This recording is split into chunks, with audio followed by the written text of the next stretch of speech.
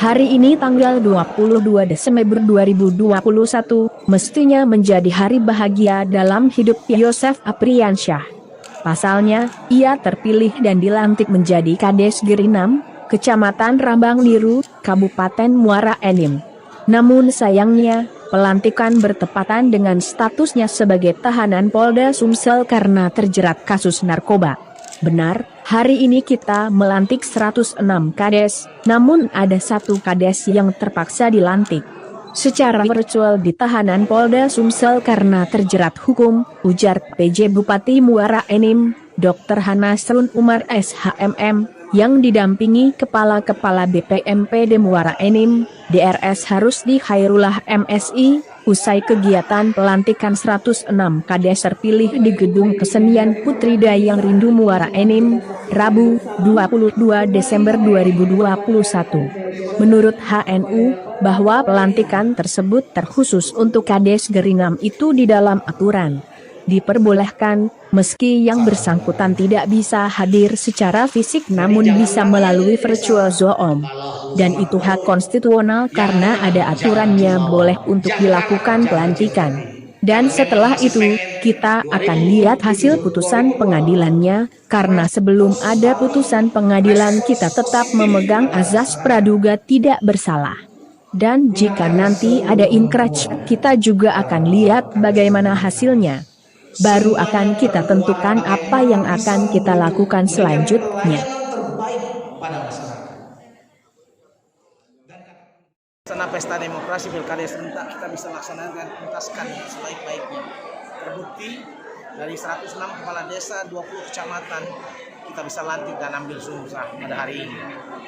105 secara langsung, 1 secara virtual. Itu yang pertama. Yang kedua, dengan pelantikan ini saya sampaikan kepada mereka, ini amanah dan kepercayaan. Respons baliknya adalah berbuatlah dengan tingkat kejujuran dan keikhlasan serta komitmen untuk memberikan pelayanan terbaik pada masyarakat. Kata kunci adalah 3, kerja, dan kerja. Saya akan lakukan evaluasi untuk itu. Karena prinsip ketika pembangunan itu dilakukan dari desa, mudah-mudahan semua akan meningkat kecamatan ke kabupaten dan semuanya akan terangkum dalam hasil Muara Enim yang jaya, Muara Enim yang sejahtera. Oke, dilantik dan itu hak konstitusional untuk dilantik. Ada aturan boleh dilantik seperti itu. Nah sesudah itu kita lihat what next. Ya, seperti apa putusannya nanti. Karena sebelum putusan pengadilan tentu kita menjunjung tinggi presumption of innocence, praduga tidak bersalah. Kalau nanti ada inkrah, ya kita akan lihat apa hasilnya, ya baru kita tentukan apa yang harus dilakukan selanjutnya. Oke, Pak. Itu Pak, ini baru pertama kali Pak? Iya, karena ini kan kita juga sudah berkonsultasi dengan Kementerian Dalam Negeri karena memungkinkan pelantikan kepala desa ini terutama lagi dalam situasi pandemi COVID dilakukan secara virtual. Karena situasi yang tidak memungkinkan yang bersangkutan hadir secara langsung di lokasi pelantikan baik di Gelombang maupun di Muara Enim, maka kita pakai secara virtual dan itu memang dimungkinkan menurut ketentuan dan sudah dikonsultasikan dengan Kementerian Dalam Negeri Jakarta. Kades-kades yang berada di wilayah Kecamatan Gelombang Raya berjumlah 44 desa. Kemudian siangnya setelah dari Kecamatan Gelombang, Pak Bupati melantik sejumlah 62 kepala desa sisa dari yang di Gelombang, 14 kecamatan di luar Kecamatan Gelombang. Namun ada satu lagi yang dilantik di Polda itu salah satu desa Gerinam, Kecamatan Rambang Liru yang saat ini lagi bermasalah hukum tapi tetap sesuai dengan ketentuan harus dilantik. Jadi ada 3 tempat pelantikan kepala desa secara serentak pada hari ini. Pak, setelah beliau dilantik nanti untuk penyelenggara kegiatan sehari-hari akan ditunjuk pelaksana harian oleh camat sambil menunggu keputusan hasil keputusan pengadilan. Nah, sekarang ini di pengadilan negeri prosesnya. Ada 106 ya? 106. Jadi 44 di Gelombang, kemudian 62 ada di Gedung Kesenian Putri Dayang Rindu Kabupaten Muara Enim. Nah, setelah dilantik, beliau ini nanti kan ditunjuk di desa Gerinam ini ditunjuk pelaksana harian. Di pelaksana harian ini yang akan melaksanakan pada pemerintahan desa sambil menunggu putusan tetap dari pengadilan. Untuk gaji sebagai kades? Karena beliau masih sebagai kepala desa, Jadi sesuaikan dengan ketentuan. Kalau beliau sudah dinonaktifkan, diberikan lalu siltaknya dialihkan ke pejabat. Oh, ke pejabat ya.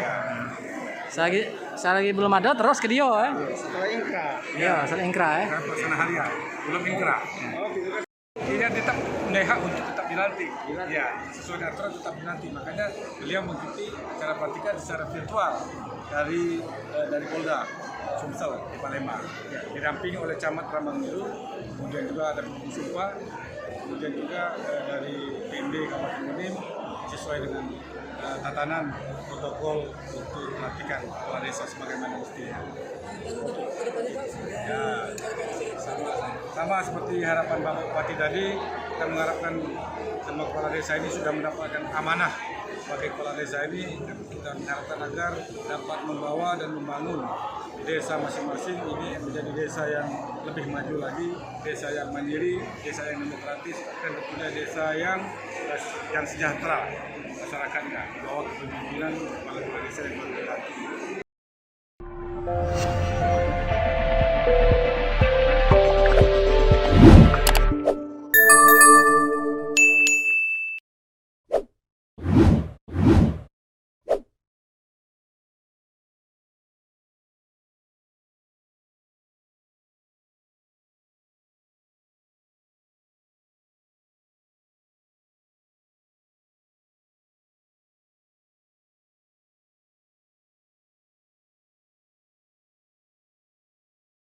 Hai pemirsa Sri Popo TV, jangan lupa komen, like, dan subscribe, serta tonton terus berita-berita terupdate